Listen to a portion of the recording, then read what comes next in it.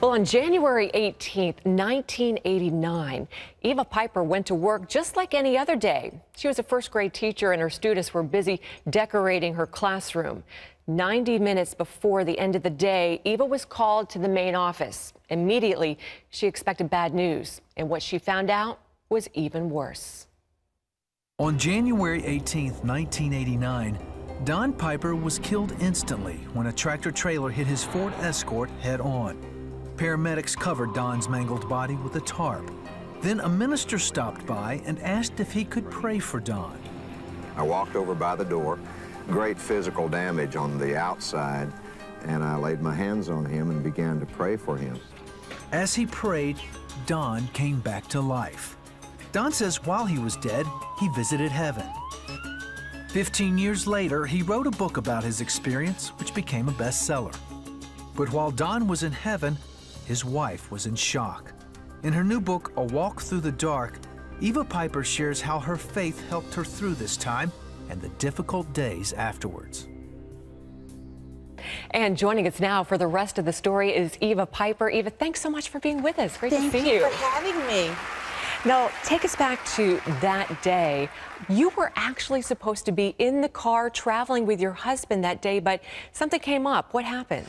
We had a lot of new students that checked in at midterm, end of the semester, and 6 of them ended up in my first grade classroom. I know how hard it is to be a substitute teacher, and I just couldn't leave a substitute there in my classroom with 6 new students. So I told Don at the last minute that I couldn't go with him. Now, when you got that bad news, when you went to the office, you felt like God immediately spoke to you something that would really carry you through. What did God say? As soon as Mary Nell came around the desk and hugged me and she said, the church is called, Don's been in a serious accident. Before those words could even sink in, I felt God's presence and I heard him say, this is going to be hard, it's going to be difficult, but I'm with you, it's going to be okay. Don has 2 broken legs and a broken arm. Oh, wow. That was a good word. It was. To get at an that awesome time. word, yes. Yeah. Now, we tend to think that Don's story ended there, you know, he recovered, but it wasn't easy. I think over 30 surgeries 34 surgeries to date, and he's probably going to have some more. And still in a lot of pain. What was going through your mind? How did you cope with all those hospital trips and just, you know, wondering why did this happen to us? Well, thankfully, I had a good support system. I was more prepared than I thought I was because we were so active in our church. And of course, Don was serving there as the youth minister, but I'd been in church my whole life. That was just part of my growing up. You need to have a support system. We had people that were there immediately. As soon as they heard of the accident, they were there in that office. They ministered to us. They held us up.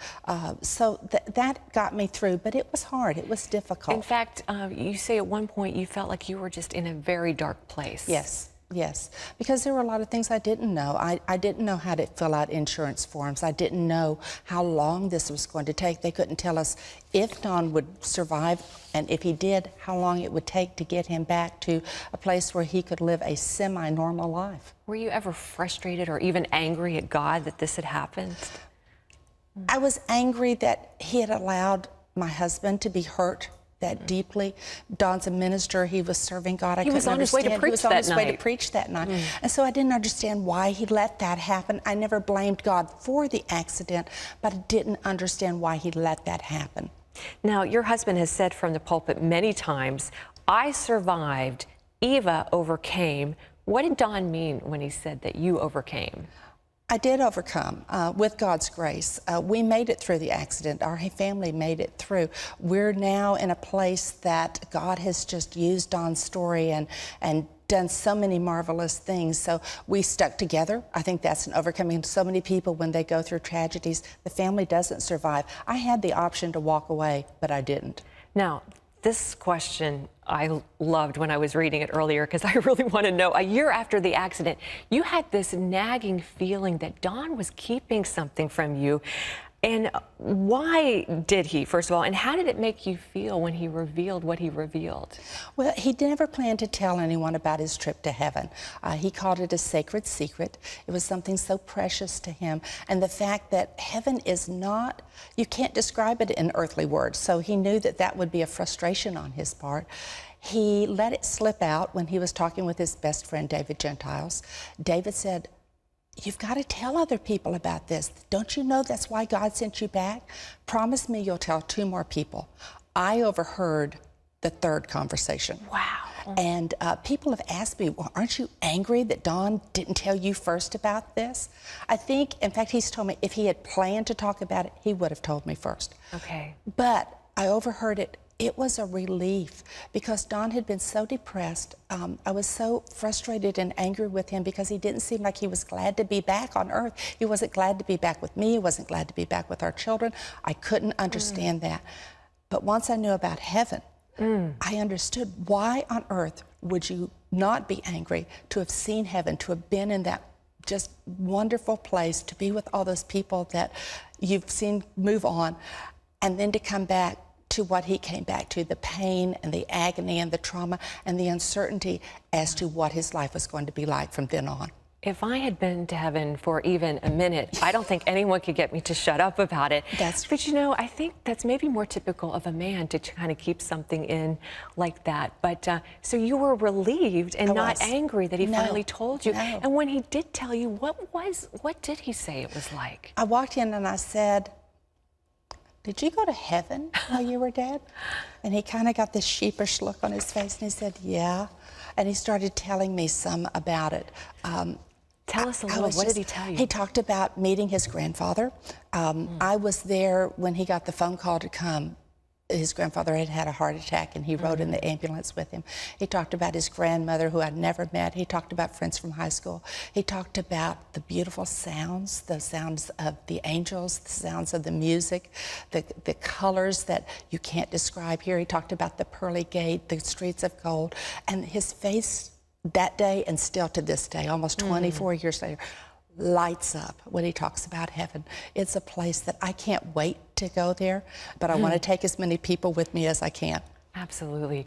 Well, you wrote the book. You were never planning to be an author. No. I mean, it was your husband that went to heaven, but you said so many people kept coming up to you and saying, what was it like for you? Right. So you decided that this was a ministry tool. It is, because there are a lot of people who are walking in that caregiving role. Yeah. And I thought, after hearing so many people ask me, how did you do it? What did you do? How did you make it? There's nothing like talking to someone who has walked in those shoes. Yeah. So that was my main goal. As I got into it, I realized that also a lot of people want to know how to help a caregiver. And so there's some tips in there. But most importantly, we never know when that crisis or tragedy is going to hit. There's some things you need to have in place in your life today to be ready for if that happens. And you, of course, talk a lot about that in the book, A Walk Through the Dark by Eva Piper. It's available wherever books are sold. She talks about, and yes, I said that. It's available where books are sold. So you may want to get a copy of this. Eva, so nice to have you. God bless you. Thank you so much. Thank you.